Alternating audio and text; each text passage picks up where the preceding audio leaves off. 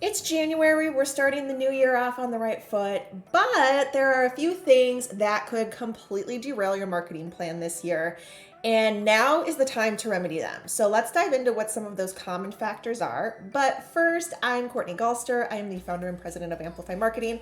We're a digital marketing agency that works with professional service firms, health tech companies, and financial service firms to create success by leveraging digital marketing to support the sales process.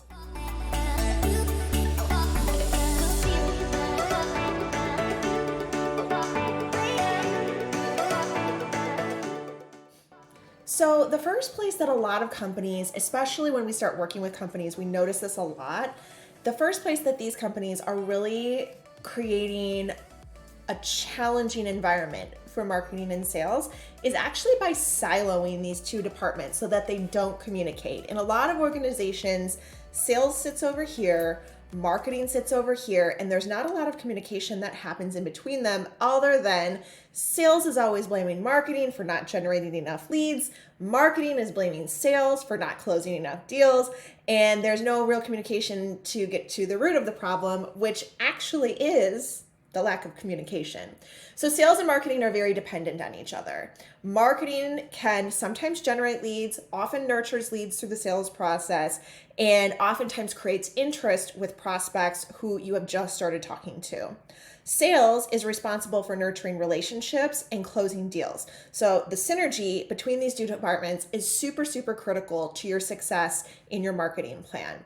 If you're not taking into account the sales process itself or how your salespeople work, it's going to be very hard to get targeted with your marketing to support that sales process. So creating cohesion and communication right off the bat with when you create your process to ensure that the dollars you're spending on tactics is actually the most effective use of your money and your time is really important. The second place that a lot of marketing teams fail is that they're not realistic with what they can implement. They underestimate the time that it actually takes or the number of stakeholders that are going to be involved in a process, and it winds up taking a lot longer than they expect it to. If you can slow down and be more realistic and plan out timelines according to your bandwidth, your team's bandwidth, and your budget, you're going to be a lot more well pressed to pour your time and energy and dollars into the right tactics as opposed to trying to be everything to everyone within your organization.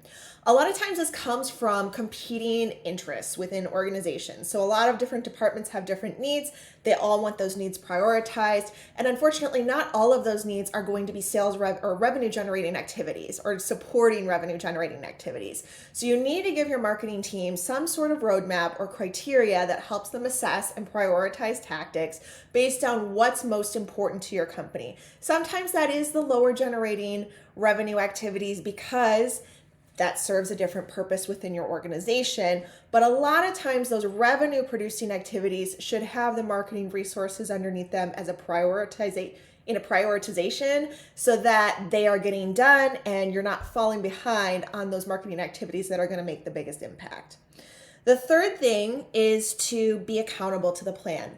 So a lot of teams will not develop any sort of accountability within their own grouping, within their marketing team, or within their group at large. And that creates a problem, especially for marketing teams that are dependent on other departments to get them materials in order to market them well.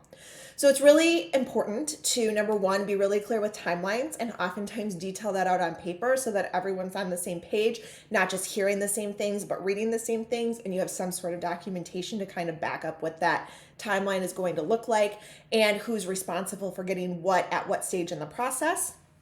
It's also really helpful to have a digital project management system. I recommend this for internal marketing teams no matter what. We use Asana. There's a ton of different options out there. But having a digital tool within your team, marketing team, but then also within your organization at large, keeps everyone on the same page. It keeps them aware of deadlines. It keeps other stakeholders in the process involved, knowing that if there's a delay here, it's going to delay their piece in the process and they can work on something else. Ultimately, it creates more synergy and efficiency within your organization, and I highly recommend investing in a digital project management tool for accountability purposes.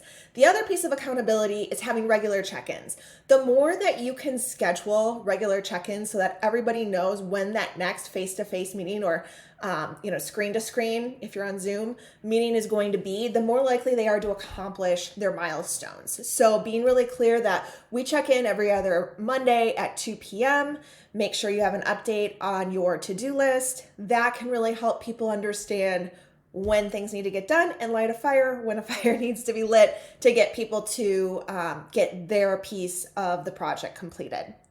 Now, the next piece of this is being consistent. So the core of your success in marketing in 2024 is going to be consistency. Whether you're a team of 1 or a team of 100, you need consistent marketing to make an impact. Without consistency, the time, money, and energy that you invest in marketing is literally worthless.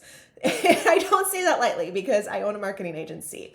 But being consistent by using planning tactics like planning social media content for 30 days in advance, having deadlines for when your next newsletter is going to go out, meeting internally to go through timelines on upcoming drip campaigns. Those are all things that can help you build that consistency into your program. Planning themes for your content for the entire year so that you know exactly what should be included and you don't have to re-brainstorm every time that you guys sit down for a new month of content can be really helpful. It doesn't mean you need to hold true to exactly what you plan out for the upcoming 12 months. Every single month, but it gives you a framework to work within so you can at least have a starting place so you're not completely feeling like you're starting from scratch every time you sit down. The consistency with how you push content out, staying visible on LinkedIn with a certain amount of content weekly or monthly, staying in front of clients with a certain number of emails per month, staying in front of prospects with drip campaigns and case studies and white papers. Those are all tools when you can have a plan, have a timeline, and implement consistently with the metrics that you lay out in that timeline can really help you be more successful. And that's what's ultimately going to help consistently nurture prospects through the sales process. It also really contributes to that know, like, and trust factor. When people see your content consistently, they build trust with you. And that goes a long way towards closing a deal. So that piece of marketing really ties into supporting the sales process. I hope that's helpful for you guys today. If you have questions, as always, drop them to me in an email. I'll add my email in the notes of the video. Have a great day.